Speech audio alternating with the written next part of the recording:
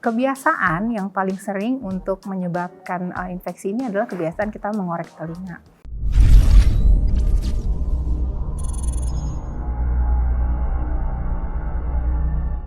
Sebagaimana kita ketahui, telinga adalah organ pendengaran ya. Jadi fungsi telinga ini dia sudah proses mendengar ini sendiri sudah dimulai pada saat suara masuk ke dalam daun telinga ya. Jadi ditangkap oleh daun telinga, masuk ke dalam lubang telinga.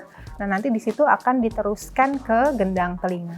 Nah, gendang telinga ini seperti sebuah drum ya. Jadi dia akan bergetar begitu ada suara masuk dan itu akan diteruskan ke tulang-tulang pendengaran.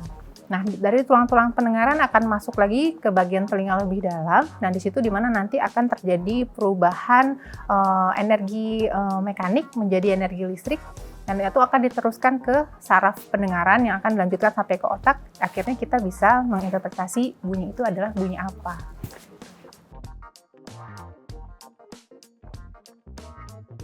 Menggunakan earphone atau hearing device dengan berlebihan. Jadi sudah ada ketentuannya untuk menjaga kesehatan telinga itu, rules-nya adalah 60-60. Jadi maksimal 60% dari volume maksimal dari gadget kita atau device kita itu hanya boleh didengarkan selama 60 menit. Jadi kalau misalnya kita menggunakan volume lebih kencang dari itu, berarti sudah otomatis tidak boleh melebihi dari 1 jam. Kebiasaan yang paling sering untuk menyebabkan infeksi ini adalah kebiasaan kita mengorek telinga. Karena di kulit pada lubang telinga itu sebenarnya cukup tipis, di bawahnya juga ada lapisan tulang sehingga menjadi lebih rentan untuk teriritasi. Nah, apabila kita memiliki kebiasaan mengorek telinga, maka itu akan menyebabkan peradangan yang bila disertai dengan bakteri akan menjadi infeksi, sehingga akan mengeluhkan nyeri pada telinga.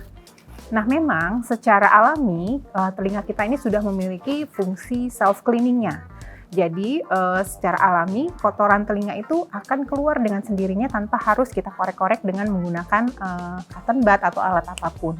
Nah, jadi di situ akan ada pengaruh otot rahang. Pada saat rahang kita bergerak, pada saat berbicara, mengunyah makanan ataupun menguap, akan otomatis mendorong kotoran telinga tadi keluar. Nah, sementara kalau misalnya dikorek, kotoran tadi akan masuk lebih dalam lagi.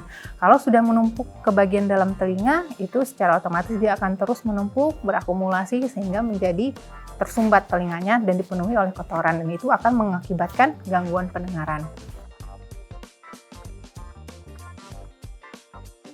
Secara umum, telinga berbunyi itu, entah itu berdenging ataupun berdengung atau bunyi seperti ada bunyi angin keras. Nah, penyebabnya sendiri bermacam-macam. Nah, biasanya memang kalau kotoran yang menumpuk itu juga akan memberikan sensasi telinga berdengung. Biasanya setelah kotoran yang diangkat, itu akan menghilang sebenarnya bunyi tadi. Jadi dengan ada kotoran telinga, sebenarnya produksi bau atau protein yang dari kotoran telinga tadi sebenarnya mencegah si serangga tadi untuk masuk ke dalam telinga kita. Kalau memang sudah masuk ke dalam telinga kita, memang sebaiknya langsung dibawa ke rumah sakit. Kalau misalnya memang hanya semut, mungkin dia lama-lama mungkin bisa mati di dalam lubang telinga kita.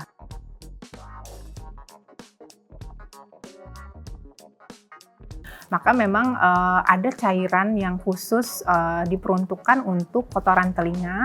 Itu bisa dicoba dibeli di apotek yang terdekat, dia sifatnya minyak, dan bila diteteskan ke telinga, dia akan membantu untuk melunakkan kotoran yang keras mungkin di dalam telinga kita. Tidak boleh sembarangan meneteskan obat yang kita belikan di apotek.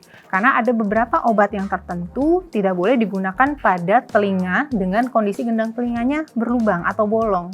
Nah, itu juga harus menjadi perhatian.